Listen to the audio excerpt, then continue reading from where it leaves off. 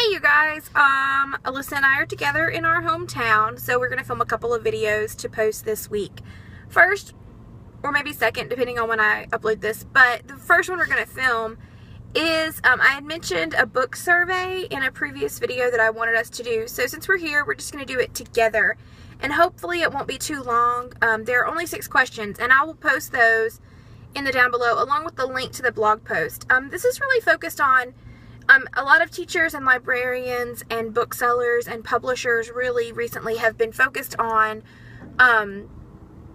getting young boys to read and finding more books that men will read. And instead of kind of taking a societal approach to that and being like, hey, it's fine if you want to read a book with a girl on the cover or with a female main character, they try to publish more books that appeal to boys. But part of what happens when we do that is that the light gets shed away from girls and girls reading. So this woman who is Susan Anderson, I think is her name. Maybe Susan Anderson. Her first name is Susan, and it was tweeted by a librarian that I have known for a few years named Kelly Jensen, who lives in Wisconsin, and she tweeted the link to this article that I'll leave below, and it's about a survey that she did for her female students that are like juniors and seniors in high school. So it's been a while since Alyssa and I have been juniors and seniors in high school, but I know you're shocked. It's been a little bit of time, but we're still going to answer them, and I would encourage any of you guys that find this kind of topic interesting or find the article interesting to like either make a video response or even leave like short answers in the comments down below. Alyssa reads a lot of nonfiction and magazine articles. I read a wide variety of books. So I feel like we're probably going to have some pretty varied answers to these 6 questions. But question 1. What books have you seen yourself in and why? Do you want to go first or do you want me to? Yeah, I think the books that I have seen like the most realistic representation of who I would categorize myself as is either Fangirl by Rainbow Rowell, because it is about a girl named Kath who is really into fandom, and she really is, she has like some social anxiety issues, which I think are very realistic to myself. And then the other ones are the Heather Wells books by Meg Cabot, and the first of those is called Size 12 is Not Fat. And I think that I really appreciate those books because the character she's a little kooky, and they're mystery novels, but she is overweight, and the entire book series kind of struggles with like her self-image and her body image and how she feels about herself, which is another thing that I have struggled with a lot. Alyssa? Well, the first book, when I first read this question that came to mind, it's gonna sound kind of stupid, is Pippi Longstocking. Hear me out, because Pippi Longstocking had, like, her mother passed away when she was young, and her father was a pirate. My dad wasn't a pirate. That would have been pretty freaking That would have cool. been a lot better, yeah. Yeah, that would have been way better than what he was. But her dad's not around very much. Yeah, she sort of, like, I mean, she kind of raised herself, and she had a hard time between finding like a balance between being a kid but also having to take on the responsibility of being an adult at a young age. And I definitely identified with that because like I was my sister's legal guardian for a couple of years, and even now as an adult, like I think where I didn't necessarily have, and this isn't like a woe is me, this is just how I relate to the book, where I didn't necessarily have like a lot of stability as a kid, even as an adult I find myself like kind of having a hard time, like, am I a grown-up? Do I feel like a grown-up? I still feel like a kid because I didn't necessarily get to experience, like, all of those things that a healthy childhood includes. And so I can kind of see, like, Pippi kind of just wants to have fun, and I sort of, like, all of her silliness and her talking to animals and stuff and her, like, sneaking into the orphanage and doing nice things for the other kids, like, it definitely reminds me a lot of myself. And another one that came to mind was Matilda, and not because Matilda is a super genius, which I think we've all figured out. It's because you can do magic, right? Yeah, I can move things with my mind.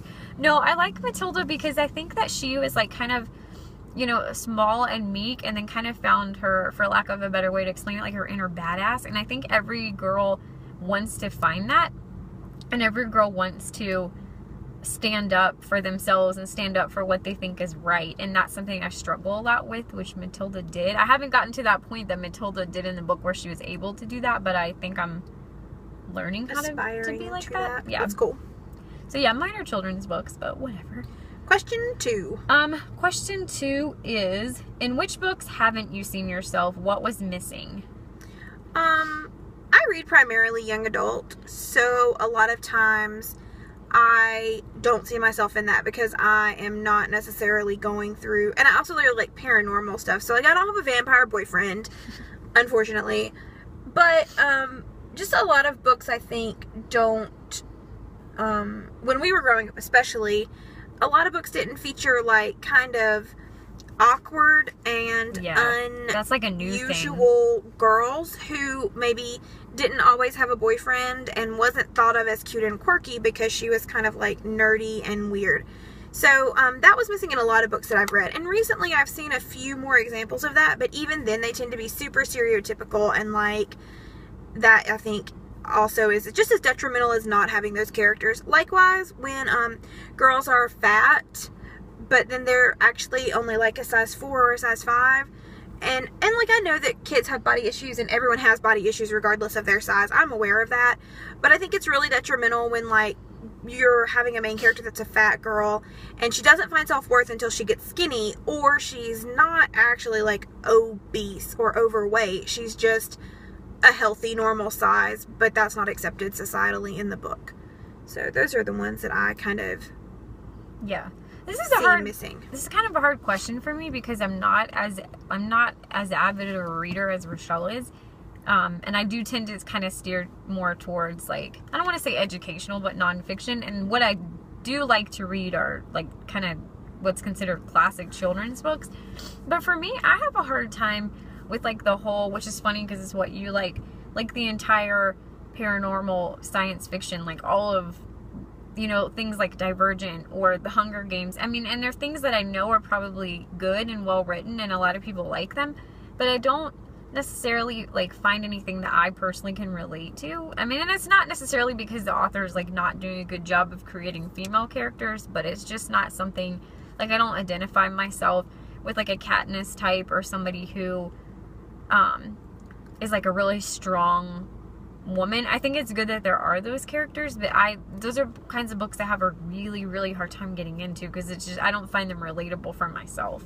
Well, and there's fewer, like Katniss is like physically strong and then emotionally strong as well. And I think there are fewer examples of girls who are strong characters who aren't physically strong. Right. And I think that like I can think of examples of them, but it's harder because generally strong female character is associated with some sort of fighter or warrior. Right, exactly. Even if it's just like I think that's a good way warrior. to word it. Yeah, I don't identify with the fighting warrior thing at all. Yeah.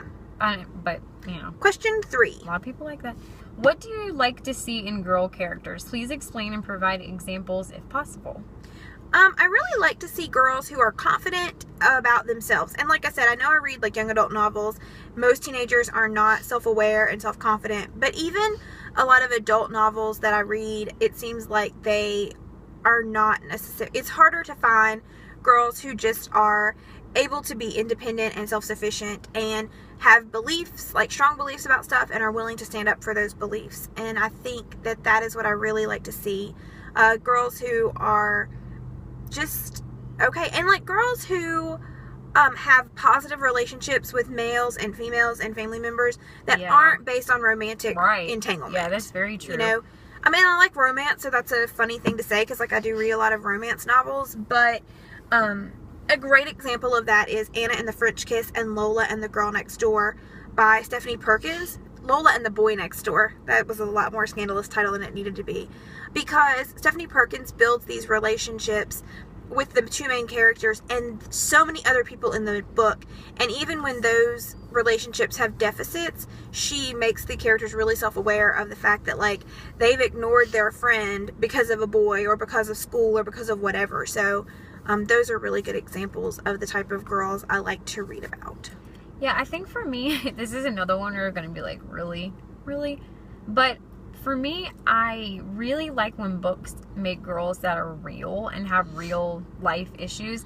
Like, I know when I was younger in middle school, I gravitated towards things like the Babysitter's Club, because they were pretty wholesome. Like, now I feel like in order to grab like a teenager's attention. I think the young adult genre, and again, I don't know a ton about it because I don't read it, but what I've heard about it is that a lot of the books are about like issues that kids have today, like suicide or homosexuality, you know, or cancer, or all these things that are so heavy. And sometimes I think I like to see things that tackle those issues, but maybe not in such like a dark or serious way.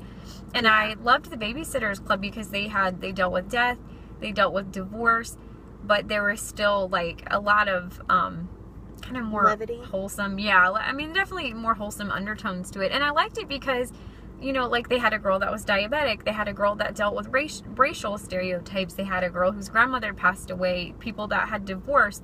And it was just like a little bit of everything that real people deal with every day. And it talked about them like having to struggle with that, like especially in particular the like difficulty that you have when your parents separate or get divorced, and you're kind of having that pullback before, you know, and things that actually real people deal with. And it's nice to see I know I'm hating on science fiction, and I didn't read the Twilight series, but I liked the movies and stuff. I mean, I definitely think there's like a place for that, but it's also nice to see a girl who's like not a vampire or not, you know, like not in the woods killing people, stuff that real people can relate to, because real life is not like that. And so I think you don't want the metaphor, you just want the story. Basically, I'm a black or white person. Right. Well, and while I really appreciate that in 2014, we're a lot more open about the issues that teens struggle and deal with. And I feel like when we were growing up, like, you didn't talk about those things. Right. And I'm not saying that they shouldn't talk about them. I just think but you're right. Like, I think sometimes there needs to be a better balance between, like, the fact that life goes on versus, like, the struggle and the difficulties of this. And there's a book that just came out that I haven't read yet, but it's called,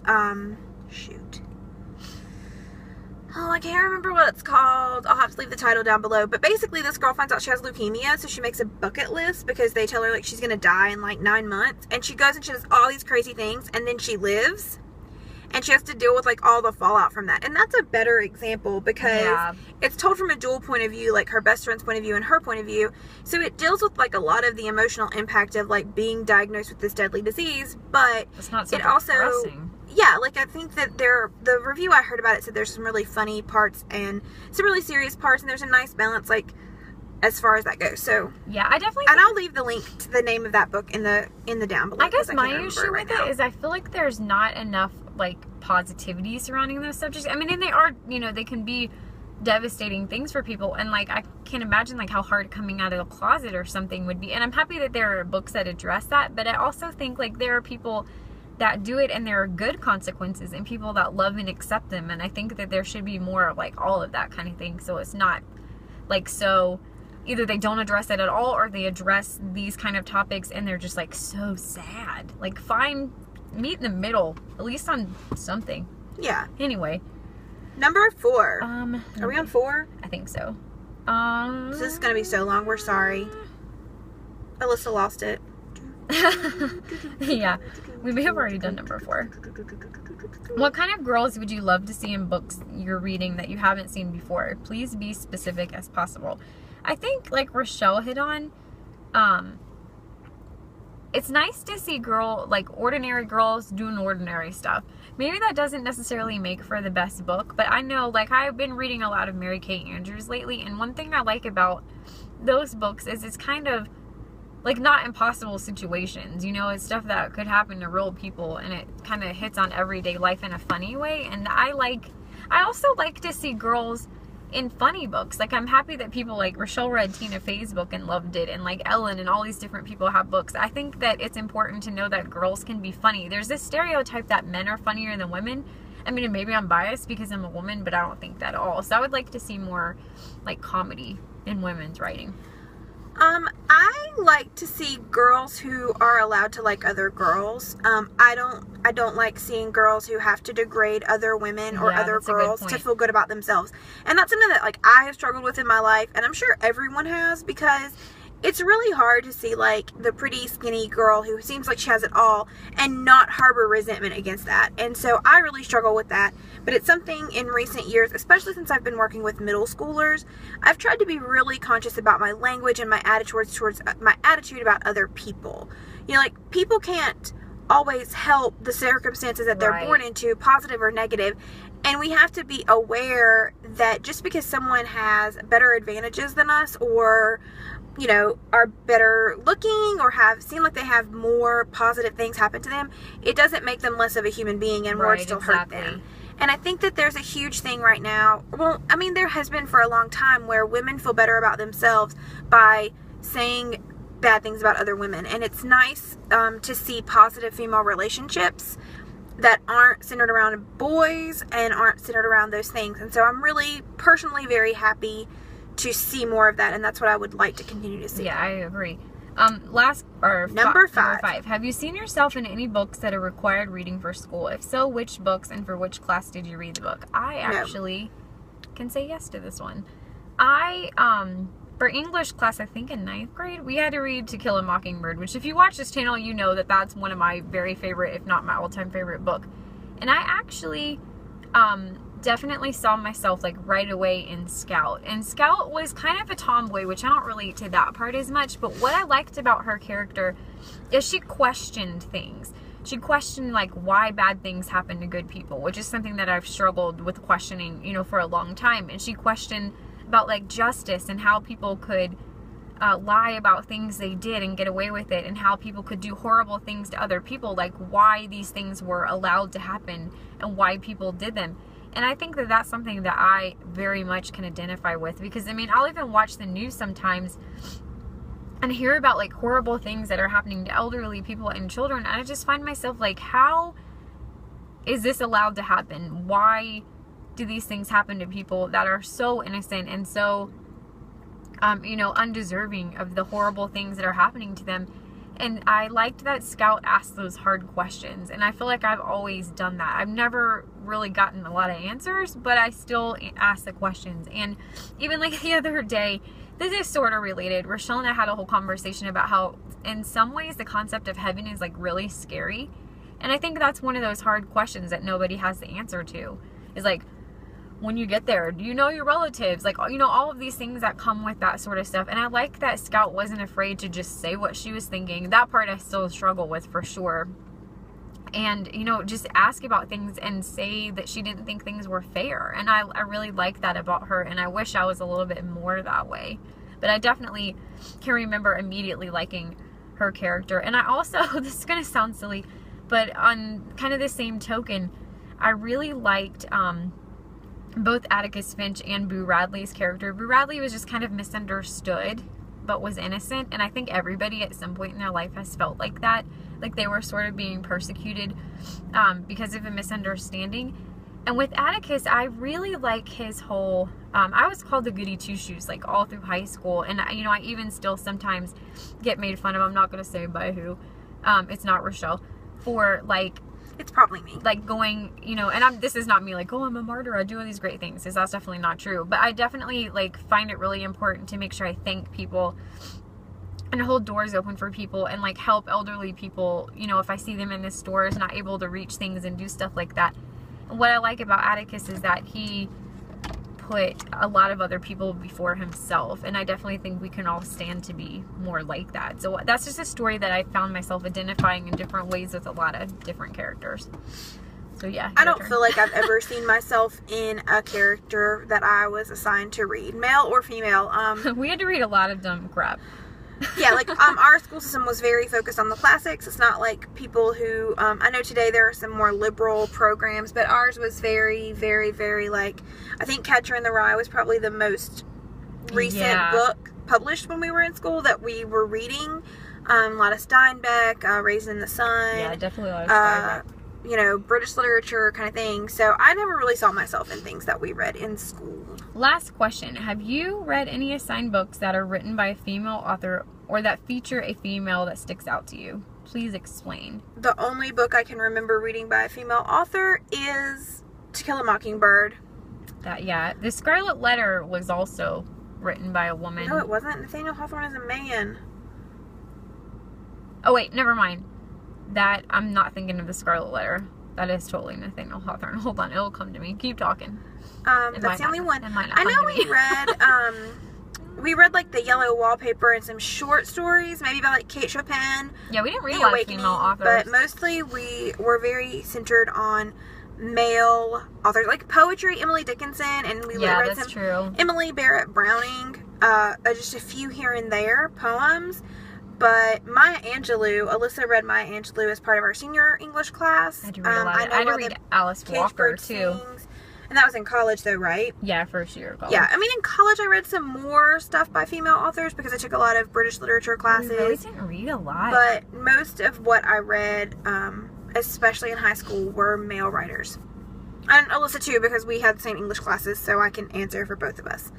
But yeah, so this is just a little bit, it's just kind of like to raise a little bit of awareness about, kind of, again, diversity that I had talked about, like, in my own personal reading life, and something that I've just been really interested in recently. You know, if we want people of color being authors, you have to buy books about people that are written by people of color. Yeah, if you want diverse points of view, as far as characters are concerned, you have to buy different gendered narrators, different race, different ethnicities, different